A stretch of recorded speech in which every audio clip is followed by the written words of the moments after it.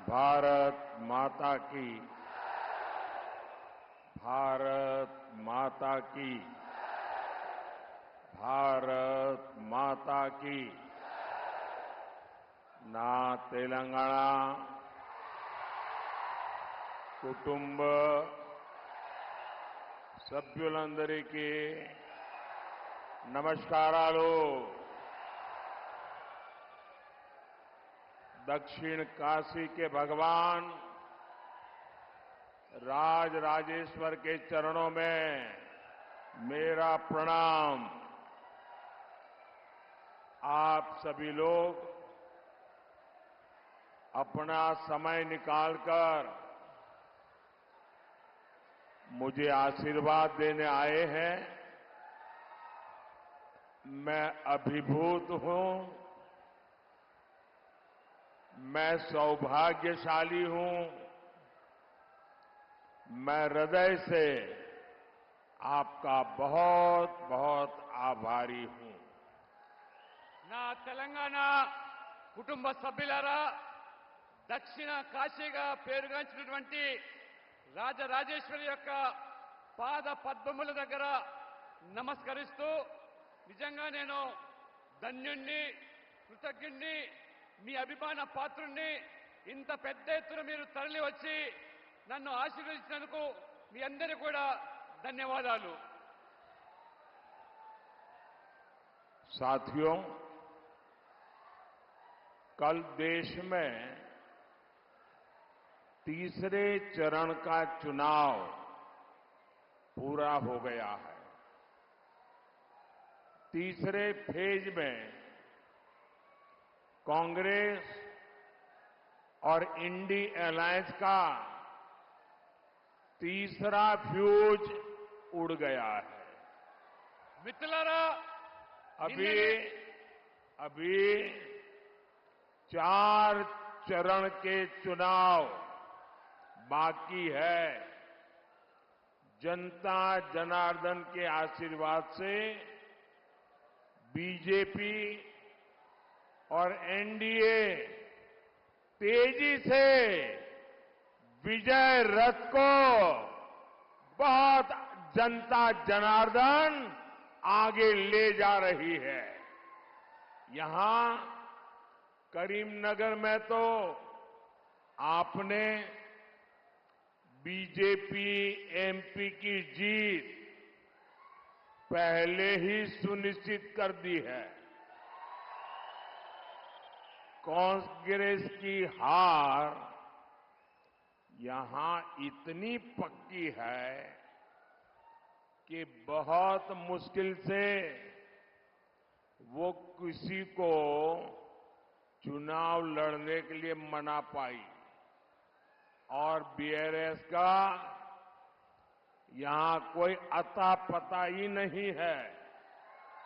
మిత్రులారా, నిన్ననే మూడవ దశ ఎన్నికలు దేశంలో ముగిసిపోయినాయి. కానీ కాంగ్రెస్ పార్టీ, ఈ విపక్ష కూటమి ఆ ఫ్యూజ్ తొలగిపోయింది, ఊడిపోయింది. ఇప్పుడు 4వ దశ ఎన్నికలకు చేరుకుంటున్నాము. భారతీయ జనతా పార్టీ, ఎన్డీఏ యొక్క కూటమి ఈరోజు స్పష్టమైనటువంటి మెజార్టీ సాధించే దిశలో మనం ముందుకు పోతా ఉన్నాము.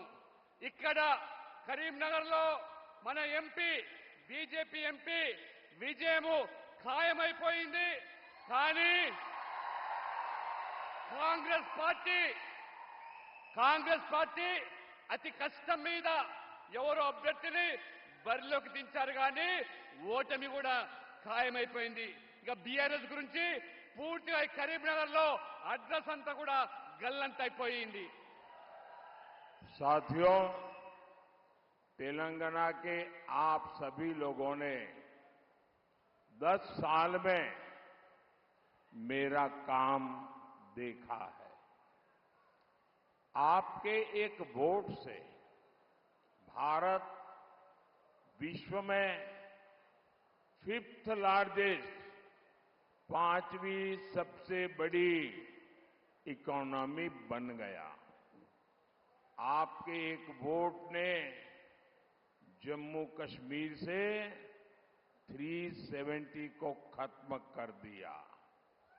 आपके एक वोट से भारत डिफेंस इंपोर्टर से डिफेंस एक्सपोर्टर बन गया। ये सब किसने किया? किसने किया? किसने किया? किसने किया? किसने किया? मोदी ने नहीं किया, ये आपके एक वोट ने किया है। ये आपकी वोट की ताकत है। इसके कारण देश में ये सब कुछ हो पा रहा है। మిత్రులారా, తెలంగాణలో మీరందరూ కూడా నా 10 సంవత్సరాల పనితీరు మీరు చూస్తా ఉన్నారు. మీ ఒక్క ఓటుతో ప్రపంచంలోనే 5వ పెద్ద ఆర్థిక దేశంగా తీర్చిదిద్దామంటే అది మీ ఒక్క ఓటు వల్ల. మీ ఒక్క ఓటు వల్ల ఇవాళ జమ్మూ కాశ్మీర్ భారతదేశంలో అంతర్భాగమని 370 ఆర్టికల్ రద్దు చేశామంటేనే అది మీ ఒక్క ఓటు వల్ల. అంతేకాదు ఇవాళ మీ ఓటు వల్ల డిఫెన్స్ నుంచి ఏదైతే దిగుమతి చేసుకున్నటువంటి ఆయుధాలు ఉన్నదో ఇవాళ ఎగుమతి చేసే స్థాయికి ఎదిగామంటే అది మీ ఓటు వల్ల. ఎవరు చేశారు? ఎవరు చేశారు? ఎవరు చేశారు? మోదీ కాదు, మీరందరూ కూడా ఓటు వేసి నన్ను గెలిపించడం వల్లనే అది సాధ్యమైంది. అది మీ ఓటే అని చెప్పి ఈ సందర్భంగా మీకు తెలియజేస్తా ఉన్నాను. साथियों, मैंने बहुत साल तक गुजरात में काम किया है। सारे चुनाव मैं वहां जीत जाता था, लेकिन गुजरात में भी अगर मोदी को सुबह 10 बजे इतनी बड़ी रैली करनी है तो मैं कभी नहीं कर पाता था। आज आपने इतनी बड़ी रैली, और मैं देख रहा हूं आपने जो मैदान तय किया है उससे बाहर भी और अभी भी लोग आ रहे हैं। सुबह 10 बजे इतनी बड़ी रैली मैं गुजरात में भी नहीं कर सकता हूं। मैं आपको 100 सलाम करता हूं। आपने इतना बड़ा प्यार और आशीर्वाद दिया है। మిత్రులారా, నేను గుజరాత్లో 3 సార్లు ముఖ్యమంత్రిగా పనిచేశాను. గుజరాత్తో నాకున్న అనుబంధం మీ అందరికీ తెలిసిందే. కానీ ఇవాళ నేను చూస్తా ఉంటే ఆశ్చర్యం కలుగుతా ఉన్నది. ఉదయం 10 గంటలకు ఇంత పెద్ద ఎత్తున బహిరంగ సభ నిర్వహిస్తే అశేష ప్రజానికము తరలి వచ్చారంటే ఈ ప్రాంగణంలో ఉన్నటువంటి ప్రజాజనమే కాకుండా బయట కూడా ఇంత పెద్ద సంఖ్యలో వేచి ఉన్నారంటే మీ అందరికీ కూడా నేను శిరస్సు వంచి నమస్కరిస్తూ నా యొక్క అభిమానాన్ని మీకు చాటుతా ఉన్నాను. ఇవాళ भाइयों बहनों, भारत में तेलंगाना में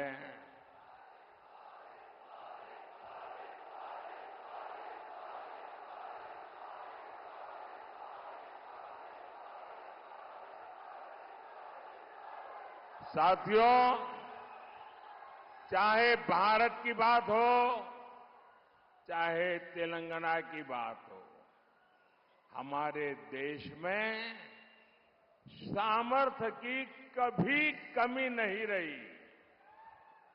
लेकिन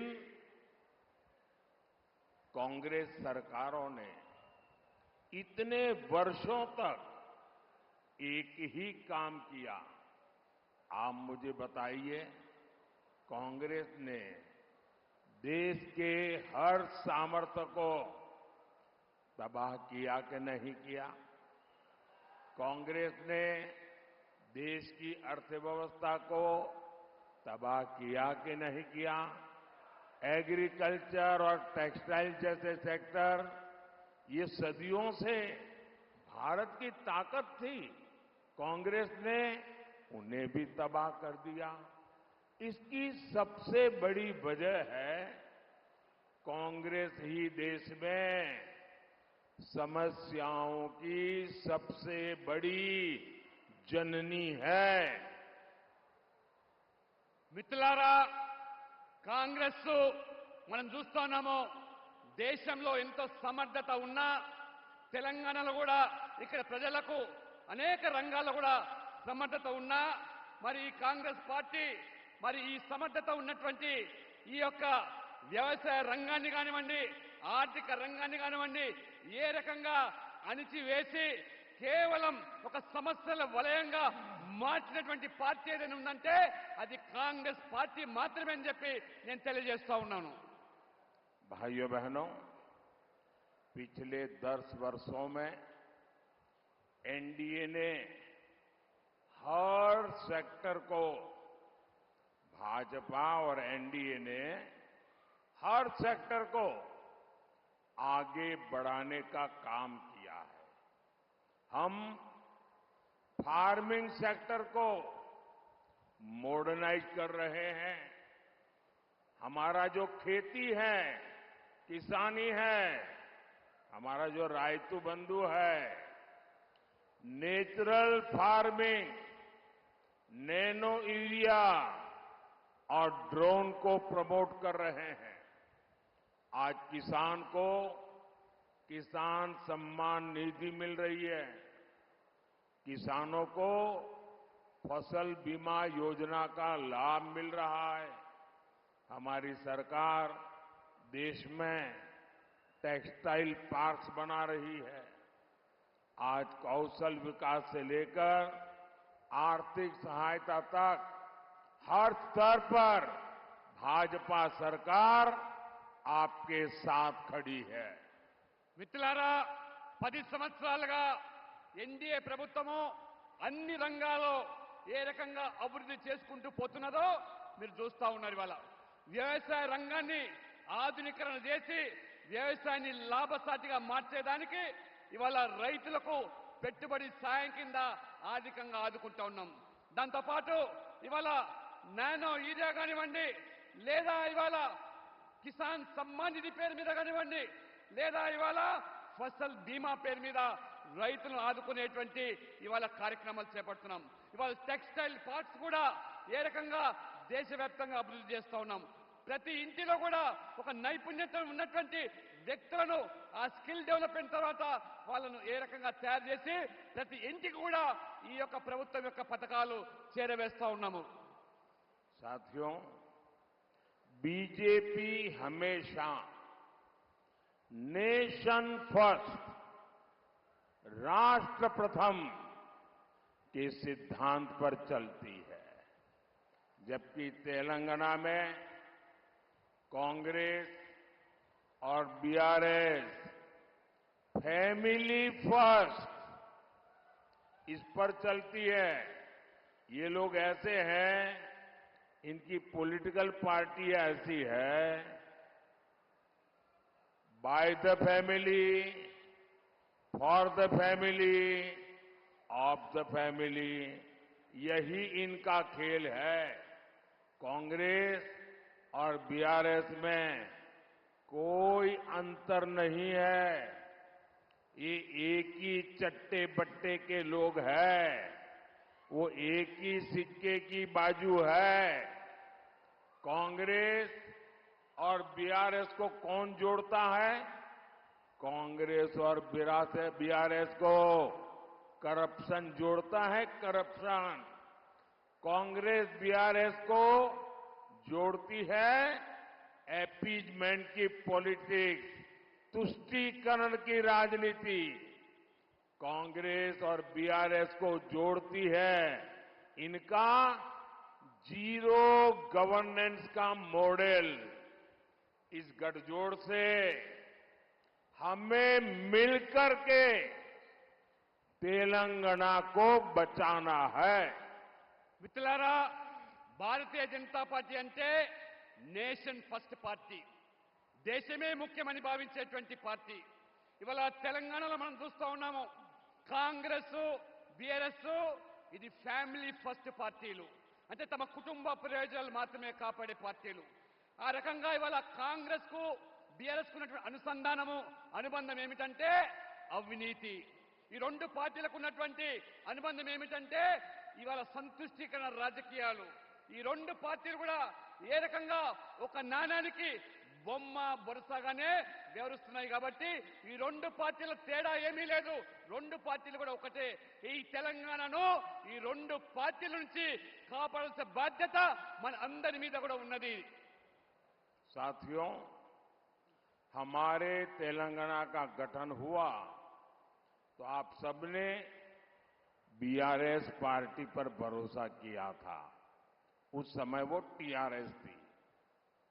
अपनी फैमिली के लिए बीआरएस ने तेलंगाना की सारी फैमिलीज के सपने तोड़ दिए.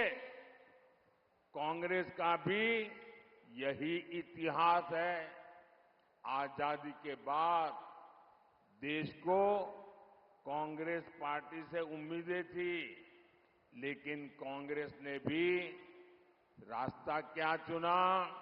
Family first. देश तो डूब गया और वे देश डूबे तो डूब जाए, लेकिन इनकी फैमिली को कोई फर्क नहीं पड़ता.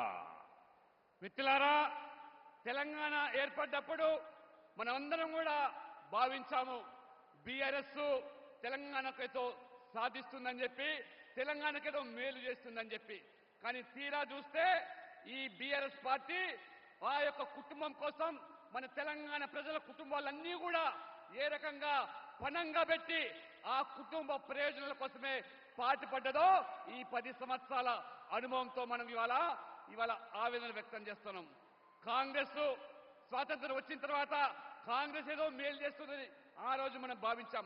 కానీ కాంగ్రెస్ కూడా వారు కూడా వారి యొక్క కుటుంబ ప్రయోజనాలే ముఖ్యమని చెప్పి ఏ రకంగా దేశాన్ని ఇవాళ దోచుకున్నదో, ఆ దేశం ఏమైనా పర్వాలేదు కానీ నా కుటుంబం బాగుంటుందని చెప్పి ఆ రకంగా కాంగ్రెస్ వంశపారపర రాజకీయాలకు ఏ రకంగా తెరలేపిందో మనం ఇవాళ కల్లారా చూస్తా ఉన్నాం.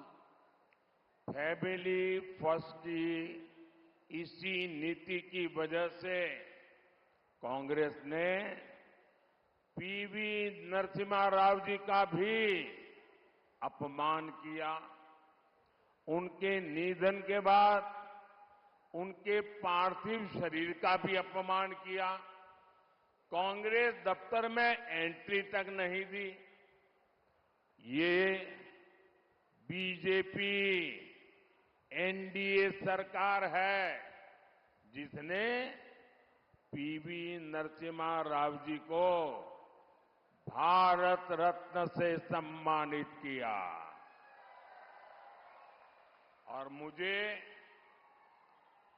मेरे लिए बहुत सुखद है कि कल ही मुझे उनके पूरे परिवार के साथ मुलाकात करने का, पीवी नरसिम्हा राव जी के बारे में बहुत कुछ सुनने का सौभाग्य मिला. बहुत देर तक उनके परिवार की 2-2, 3-3 पीढ़ी के साथ मैं बैठा. मैं गर्व महसूस कर रहा था कि एक परिवार ने, नरसिम्हा राव जी ने देश के लिए कितना कुछ किया और कांग्रेस ने उनके साथ कैसा व्यवहार किया. మిత్రులారా, కాంగ్రెస్ పార్టీ ఫ్యామిలీ ఫస్ట్ అంటే నిజంగా ఆ కాంగ్రెస్ పార్టీలో ఉన్నటువంటి పివి నరసింహారావు గారు ఒక గొప్ప వ్యక్తి, మేధావి. ఏ రకంగా కాంగ్రెస్ పార్టీ ఆ పివి నరసింహారావు గారిని అవమానపరిచిందో మనందరికీ తెలిసిందే. చివరికి తన మరణం తర్వాత ఆ పార్థివ శరీరాన్ని కూడా కాంగ్రెస్ కార్యాలయం తీసుకురాకుండా ఏ రకంగా బయటికి నెట్టేసి తరలించారో ఇదంతా కూడా మనం కల్లారా చూశాం. ఆ రకంగా ఆ అవమానాలకు కాంగ్రెస్ పార్టీ పివి నరసింహారావును గురి చేస్తే భారతీయ జనతా పార్టీ ఎన్డీఏ ప్రభుత్వము వారిని, పివి నరసింహారావు గారిని ఏ రకంగా భారత రత్న అవార్డు ఇచ్చి గౌరవించామో అది మన యొక్క సంస్కృతి. ఆ రకంగా మరి నిన్న వారి యొక్క కుటుంబ సభ్యులను హైదరాబాద్ లో 3 తరాల ఆ కుటుంబ సభ్యులను కలిసే అవకాశం వచ్చినప్పుడు పివి నరసింహారావు గురించి, వారి చరిత్ర గురించి, వారి ఖ్యాతి గురించి అనేకమైనటువంటి అనుభవాలు పంచుకోవడము నిజంగా నాకు చాలా సంతోషదాయకంగా ఉన్నది. साथियों, करप्शन, ये करप्शन एक ऐसी फेविकोल है जो कांग्रेस और बीआरएस का कॉमन कैरेक्टर है। ये दोनों एक दूसरे पर भ्रष्टाचार के आरोप लगाते हैं, लेकिन बैकडोर से दोनों ही एक ही करप्शन सिंडिकेट का हिस्सा है। आप मुझे बताइए, बीआरएस वाले कांग्रेस पर कैश फॉर वोट का आरोप लगाते थे ना, लेकिन जब तक वो सत्ता में रहे कभी जांच करवाई क्या? कांग्रेस विपक्ष में थी तो बीआरएस पर कालेश्वरम घोटाले का आरोप लगाती थी या नहीं लगाती थी? ये आए दिन हंगामा भी करते थे, लेकिन इतने दिन से तेलंगाना में कांग्रेस सरकार है, इन्होंने कालेश्वरम घोटाले की कोई जांच अभी तक नहीं करवाई, क्योंकि दोनों एक ही करप्शन सिंडिकेट का हिस्सा है। మిత్రులారా, కాంగ్రెస్ బీఆర్ఎస్ ఈ అవినీతిలో కుంభకోణంలో ఏమాత్రం కూడా ఇద్దరిలో తేడా లేదు. ఆ రోజు మరి కాంగ్రెస్ పార్టీ ప్రతిపక్షంలో ఉన్నప్పుడు ఏ రకంగా బీఆర్ఎస్ యొక్క అవినీతి గురించి మాట్లాడారు, అదే రకంగా మరి బీఆర్ఎస్ పార్టీ ఆనాడు ఓట్ ఫర్ నోట్ కేసులో కాంగ్రెస్ నాయకులు చిక్కిన తర్వాత మళ్ళీ ఇప్పటి వరకు కూడా దాని మీద విచారణ లేదు, దర్యాప్తు లేదు. కానీ ఒకరినొకరు కాపాడుకునే ప్రయత్నం. ఈ రోజు మరి కాంగ్రెస్ పార్టీ ప్రతిపక్షంలో ఉన్నప్పుడు కాళేశ్వరం అవినీతి గురించి, కాళేశ్వరం కుంభకోణం గురించి రోజు మాట్లాడిన వీరు ఇవాళ విచారణ జరపకుండా, దర్యాప్తులు జరపకుండా ఏ రకంగా ఒకరినొకరు కాపాడుకునే ప్రయత్నం చేస్తున్నారో, ఇద్దరు కూడా తోడు దొంగలే ఈ అవినీతిలో, ఇద్దరు కూడా సిండికేట్ సభ్యులే అని చెప్పి కూడా ఈ సందర్భంగా నేను మీకు తెలియజేస్తా ఉన్నాను. साथियों, इन दिनों तेलंगाना से लेकर दिल्ली तक डबल आर टैक्स की बहुत चर्चा हो रही है। ये डबल आर टैक्स माने आज तो तेलंगाना का बच्चा बच्चा जानता है। इसके पहले तेलुगु भाषा में ट्रिपल आर फिल्म आई थी। मुझे लोगों ने बताया कि डबल आर ने मिलकर के कलेक्शन में ट्रिपल आर को भी पीछे छोड़ दिया है। आप जानते हैं ना ट्रिपल आर का कितना कलेक्शन था? कहते हैं 1000 करोड़ से ज्यादा लाइफ टाइम कलेक्शन। कहने वाले कहते हैं इतना तो डबल आर टैक्स का सिर्फ कुछ दिन का कलेक्शन होता है। ऐसी लूट मचा रखी है इन्होंने। మిత్రులారా, తెలంగాణలో ఈ మధ్యలో డబుల్ ఆర్ ట్యాక్స్ గురించి బాగా చర్చ జరుగుతూ ఉన్నది. అసలు ఈ డబుల్ ఆర్ ట్యాక్స్ ఏంటిదనేది అనేక మంది తమ యొక్క అనుమానాలు వ్యక్తం చేస్తూ ఉన్నారు. మన తెలుగులో ఒక సినిమా త్రిబుల్ ఆర్ పేరు మీద వచ్చిన సినిమా మీ అందరికీ తెలిసిందే. రికార్డు స్థాయిలో కలెక్షన్ సాధించింది ఆ త్రిబుల్ ఆర్ సినిమా. ఆ త్రిబుల్ ఆర్ సినిమా ఆడినన్ని రోజులు కూడా మొత్తం అంతా కలిపితే 1000 కోట్లు కలెక్షన్ వచ్చిందని చెప్పి మనకు తెలుస్తా ఉన్నది. కానీ వాళ్ళ డబుల్ ఆర్ ట్యాక్స్ అవుతుందో ఈ ప్రభుత్వం డబుల్ ఆర్ ట్యాక్స్ ఆ 1000 కోట్ల కలెక్షన్ కూడా మించిపోయింది కేవలం 3-4 మాసాల్లో. అంటే ఎంత గనులో ఈ అవినీతిలో ఒక్కసారి తెలంగాణ ప్రజలు తెలుసుకోవాల్సిందని కోరుతా ఉన్నాను. ये डबल आर, एक आर तेलंगाना को लूटता है और लूट करके दिल्ली में दूसरे आर को देता है। ये डबल आर का खेल तेलंगाना को देखते ही देखते तबाह कर देगा। మిత్రులారా ఈ డబుల్ ఆర్ ఏదైతే ఉన్నదో ఇది ఈ తెలంగాణకు సంబంధించిన ఒక ఆరు మొత్తం ఈ యొక్క ప్రజల నుంచి పీడించి పట్టి ఢిల్లీకి పంపిస్తున్నారు. ఏ రకంగా ఢిల్లీకి కప్పం కడుతూ ఉన్నారు. కాబట్టి ఈ పీడ నుంచి విముక్తి చేయాల్సింది బాధ్యత మనందరి మీద ఉన్నది. ఈ డబుల్ ఆర్ నుంచి విముక్తి కావాల్సిన అవసరం ఉన్నది తెలంగాణ ప్రజలకు. साथियों, आपने देखा होगा ये कांग्रेस के शहजादे पिछले 5 साल से सुबह उठते ही माला जपना शुरू करते थे। जब से उनका राफेल वाला मामला ग्राउंडेड हो गया, तब से उन्होंने एक नई माला जपना शुरू किया। 5 साल से एक ही माला जपते थे। 5 उद्योगपति, 5 उद्योगपति, 5 उद्योगपति। फिर धीरे धीरे कहने लगे अंबानी अडानी, अंबानी अडानी, अंबानी अडानी। 5 साल से। लेकिन जब से चुनाव घोषित हुआ है, इन्होंने अंबानी अडानी को गाली देना बंद कर दिया। मैं आज तेलंगाना की धरती से पूछना चाहता हूं,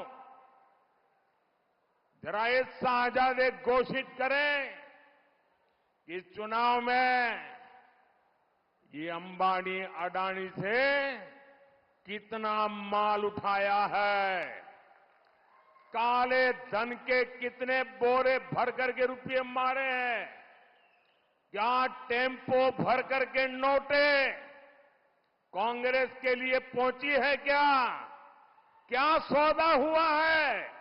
आपने रातों रात अंबानी अडानी इनको गाली देना बंद कर दिया। जरूर दाल में कुछ काला है।